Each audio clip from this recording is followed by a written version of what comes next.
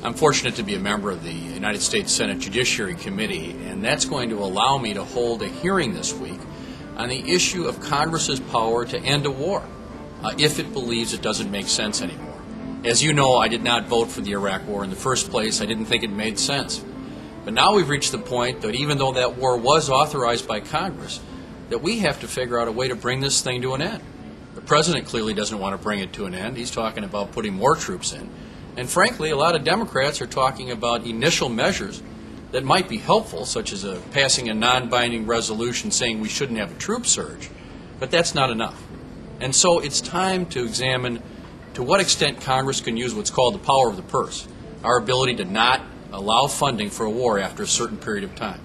The hearing we're going to hold is going to have some of the top constitutional experts in the country discussing this issue, and I'm confident that it will show that we do have the power to do this. After the hearing, I will introduce a piece of legislation.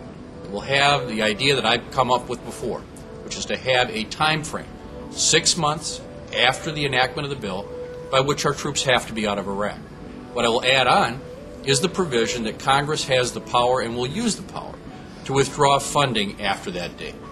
Now, this doesn't mean the troops are going to be put in danger. It's just the opposite. We don't take the rifles and the helmets away. We simply say to the President, the troops have to be out of Iraq by this time. Well, this is long overdue. And the Democrats are now in the majority. And if we're going to show that we really care about ending this war and follow the will of the people from November 7th, 2006, then we have to talk about using real teeth. That's why I'm going to be offering this resolution, and that's why I'm going to be urging all of my supporters to help me get more people to get on board.